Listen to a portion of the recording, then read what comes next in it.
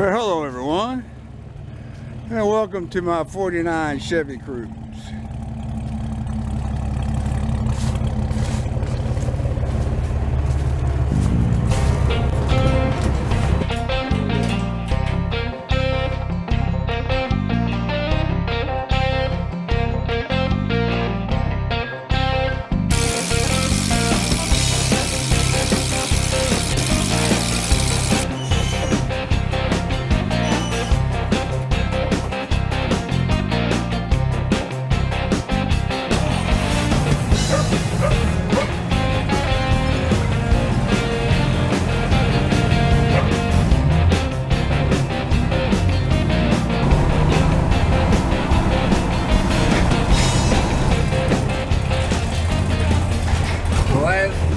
States, we're taking this 49 Chevy out on a long-awaited cruise. So buckle up, stay tuned, and let's go cruising.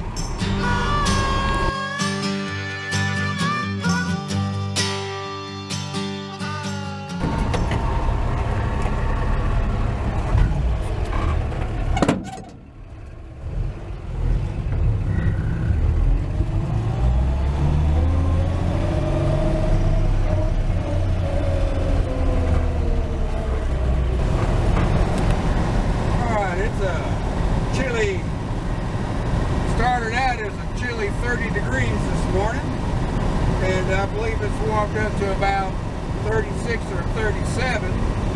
And I've got my heat. I warmed the truck up, got my heat fan on the lowest setting, and it's about to run me out. So the deluxe heater works pretty good. And I'm headed towards town to take care of a few errands. Then we're gonna get out here and do some back road cruising. Really not a whole lot to see when we go to town, except for a bunch of traffic. But I get that done, and we'll see if there's any fall foliage left to check out. We had a rain blow through about 4 days ago, and I think it knocked a lot of the color off the trees. Just looking, going down the road here, that's what it appears. But I don't know if it's going to be colorful or not. We'll see.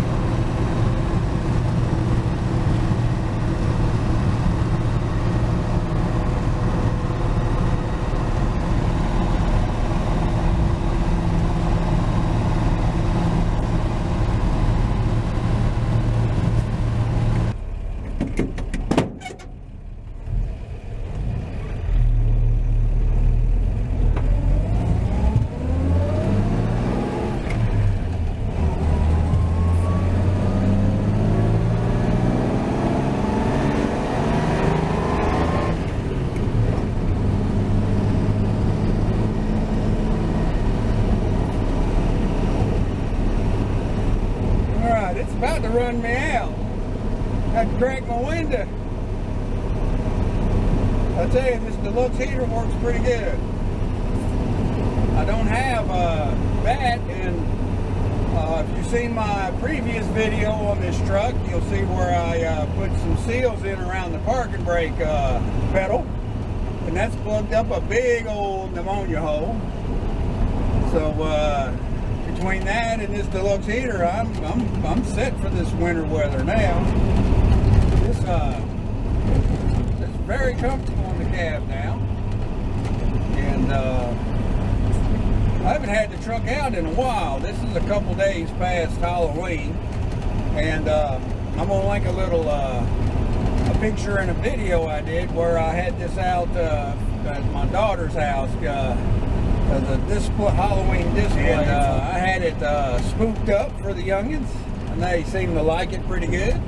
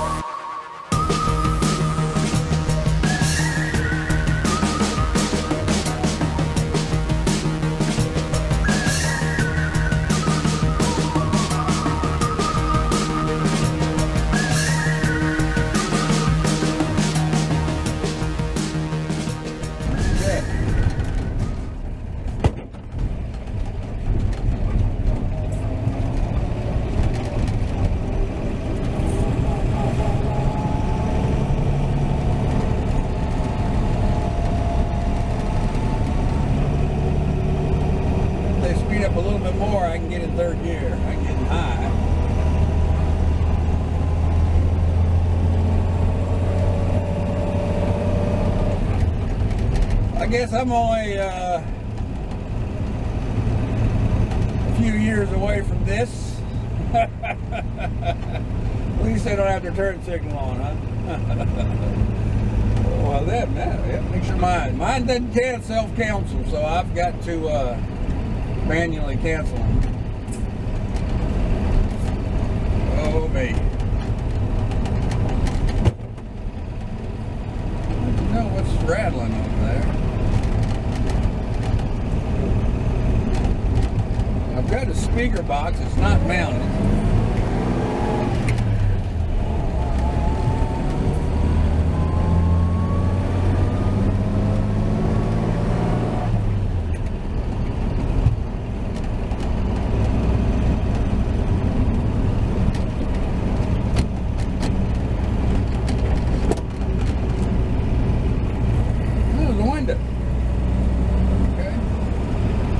I've got some work I'm going to be doing on this old truck.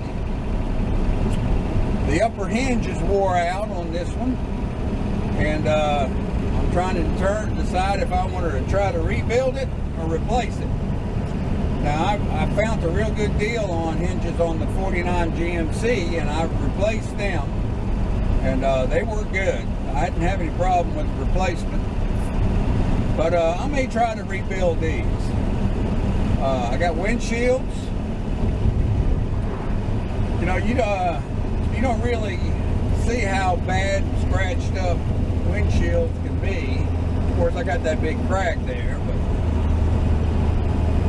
you know, that really doesn't affect me driving. But when I was driving home Halloween night, all the little cracks and swirls and everything, it was diffusing the headlights coming the other way. It was almost like, and well, anyway, so I got new windshields. We may tackle that this winter.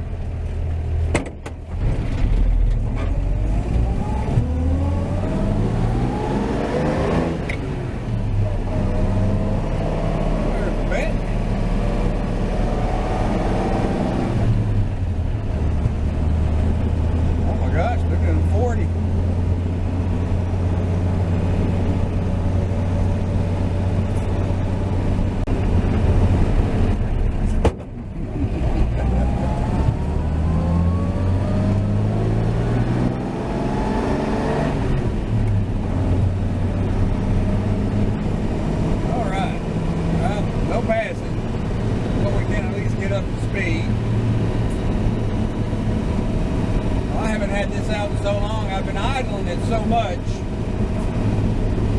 I had a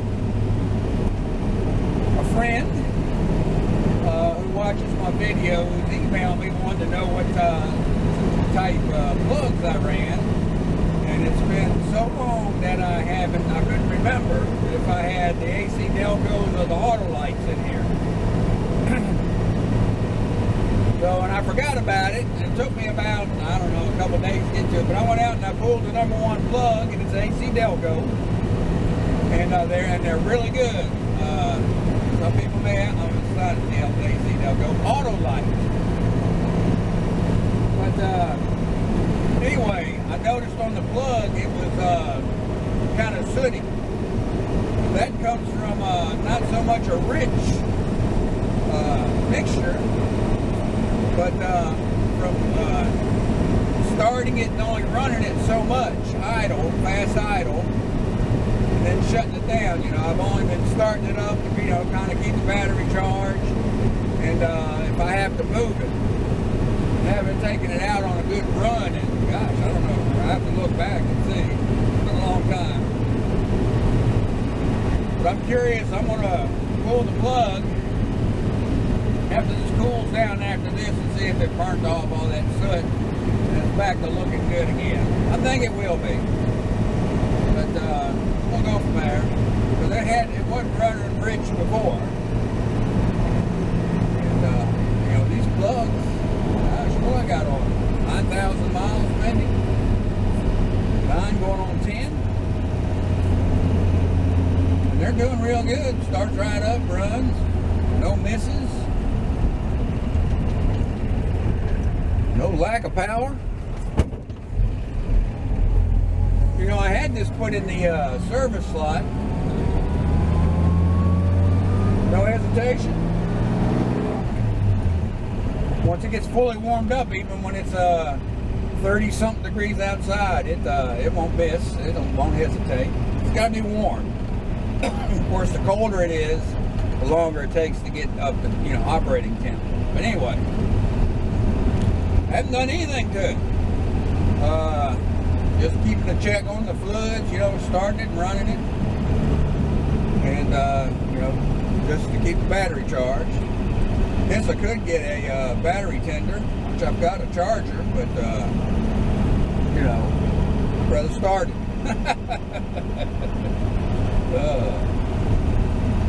The mountain looks pretty good, not as colorful. It's not really, you know, the colors are really dull. I don't know why. Maybe because we've been in a drought. We've been in a, you know, the whole month of September was dry. Maybe only a couple rains here in October. So really hadn't got it below average now because of those 2 months. Normally October can get pretty wet. Around here anyway. Anyway.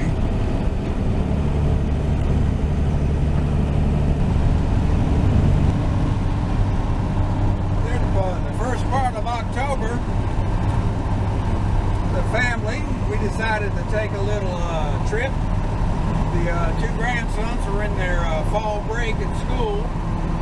So my daughter cooked up a trip to Hershey, Pennsylvania. So we decided we'd run up there and check out Chocolate World. Well, first off, I want to say that area of Pennsylvania is beautiful. I mean, that, what is that, South Central PA, around Lancaster. Where we stayed at an Airbnb there in Conestoga, and it was kind of real, almost in the middle of a cornfield. But it was a very nice little place, and as far as pricing goes, it's cheaper than staying in a hotel, and 100% better than a hotel. So I'm sold on Airbnb. That's the way to go. But we decided to do the tour there at Hershey, at the Chocolate World, and I recommend you do it. I mean, if you're going to go, if you got a wife, mother, daughter, girlfriend, niece, aunt, even male, anybody, if they're a chocolate lover, they're going to love this place. And you get to make your own candy bar.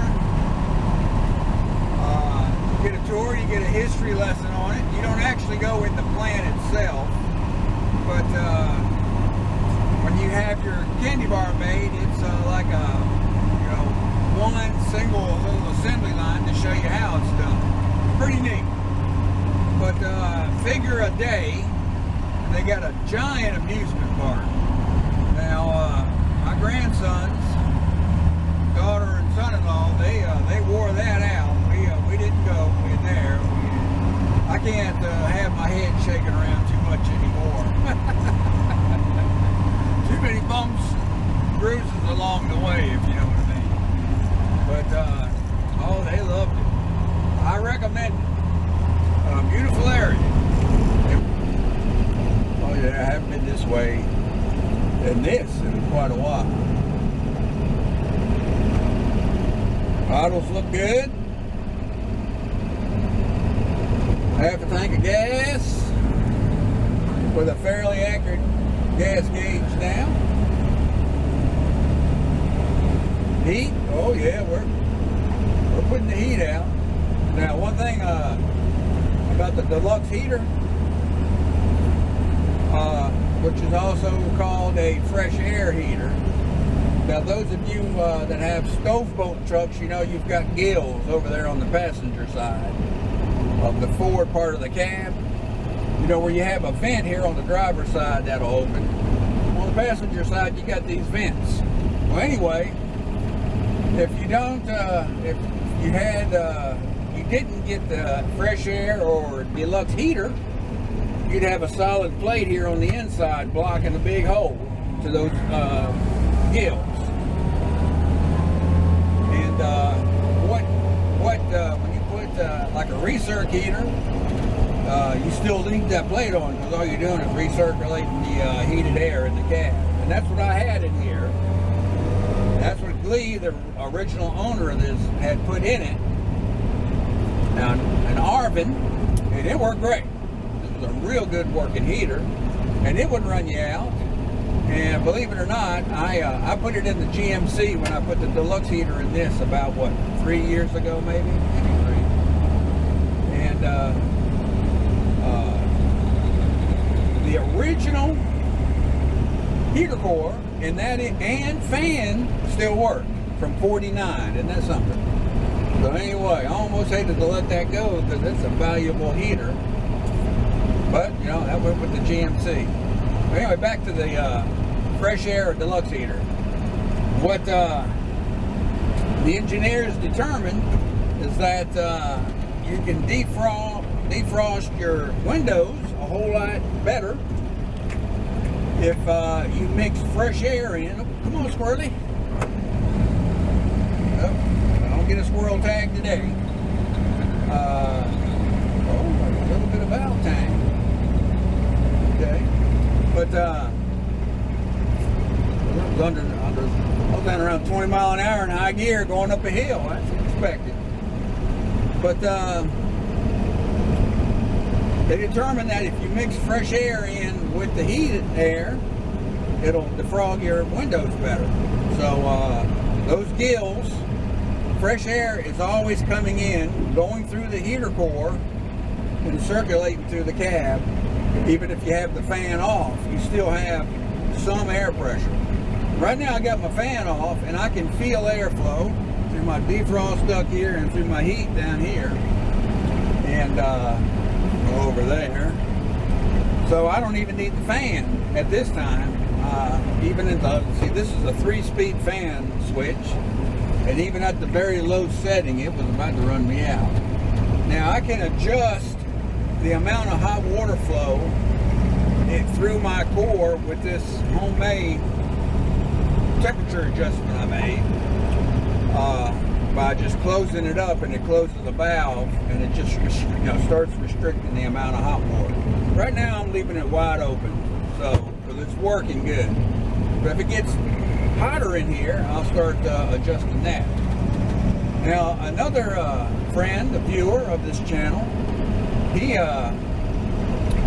went to a more modern setup in his stove bolt truck, and he sent me his Ranco valve that I can put in here, and what it does, it automatically adjusts the temperature, water flow through the core by, with a temperature probe. And so instead of manually adjusting the temperature like I have to do, it'll do it automatically. I've got to replace some seals in it, and that's something I might want to do coming up pretty soon too, and that'll get this even closer to OEM condition. But my hillbilly engineered heating system actually works pretty good like this, but it's not original, and so I'll probably get to that Ranco valve sooner or later. And that was really nice of them to send me that stuff. That was pretty good. Now the vet's got a good heater too. I can run him in the cold, and I did last winter, and I probably will this winter some. But depends upon if I'm gonna start tackling the needed stuff. Now what'll happen is, now that I'm driving this, I'll see stuff that needs done and I'll want to do it to keep driving. So that's kind of why I'm driving more now too, so I'll get motivated. The Pirates? So, anyway.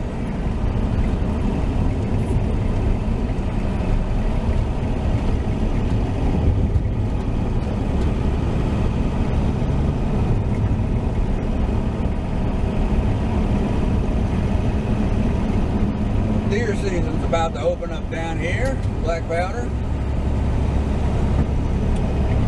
and turkey. So this field here, they like to hunt it a lot. Normally, it's funny, they must know that the season's about to start, because I always see them, deer and turkey, in this field and around the mountain here. I ain't seeing any now. They must know. They must know. There you are.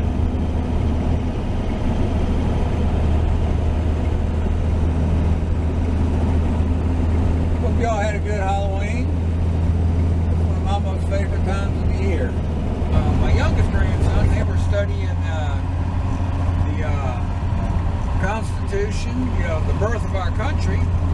So we decided to go downtown Philly and let him see, you know, the birthplace of our country. And took some tours down there, the Liberty Bell, Betsy Ross House, you know, all that. The first state house, you know, federal. And it was pretty neat. But and I recommend it. Beautiful area again. But I got two beefs with the state of Pennsylvania. Number one,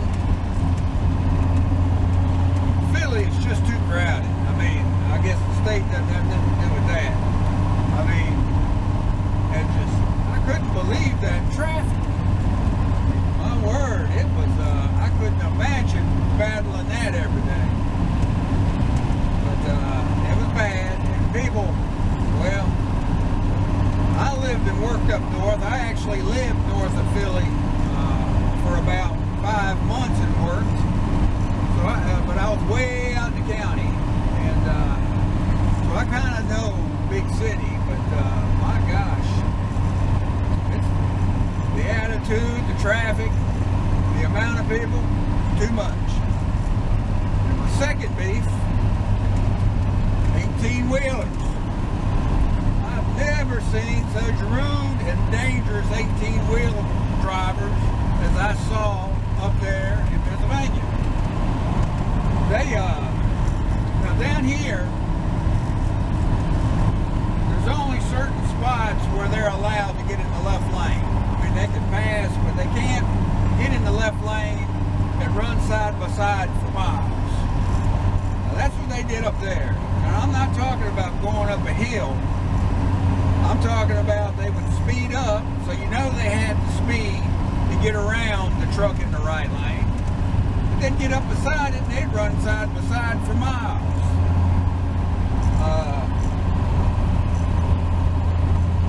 It took either a lawman showing up somewhere, or I guess they counted cars to how many they could see they could get, you know, in a dead-gum procession behind him before he'd accelerate and move on over to the right lane. It's bad, real bad. So, now, we have problems down here of cars getting in the left lane and blocking traffic. Not 18-wheelers, so I don't know. So that's my two beefs. But otherwise, that's a beautiful area. Amish, Mennonites, and just regular people, all friendly. They were all, I mean, and like I say, a beautiful area. That, you know, farm country up there. Come to find out, the amount of fresh milk and